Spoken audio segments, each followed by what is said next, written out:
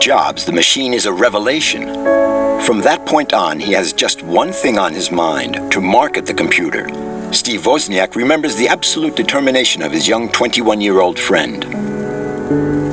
But we didn't really have the idea to sell it. When Steve Jobs said, let's sell it, and I said, we may not make our money back, and he said, that's okay, we'll have a company. And Steve Jobs has already thought of the little detail that would make all the difference.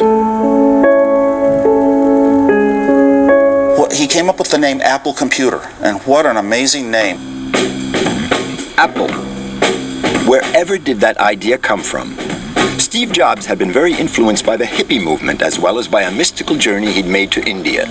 In the early 1970s, Steve aspired to the ideals of the generation that wanted to change the world. Protest movements, music, drugs, he tried them all.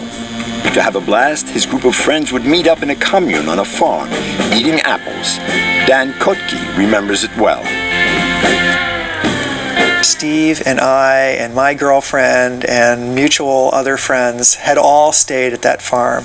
It was an apple orchard. We had spent time harvesting apples, and since we were fruitarians at the time, we were fasting on apples.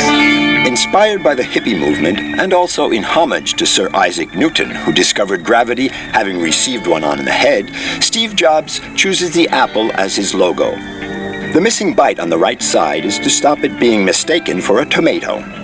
All the young hippie manager needs now is to find some clients who are interested in his revolutionary computer named Apple I. Very quickly, Jobs receives his first order, 100 units from the Byte Shop, one of the first computer specialist stores which has just opened in Silicon Valley.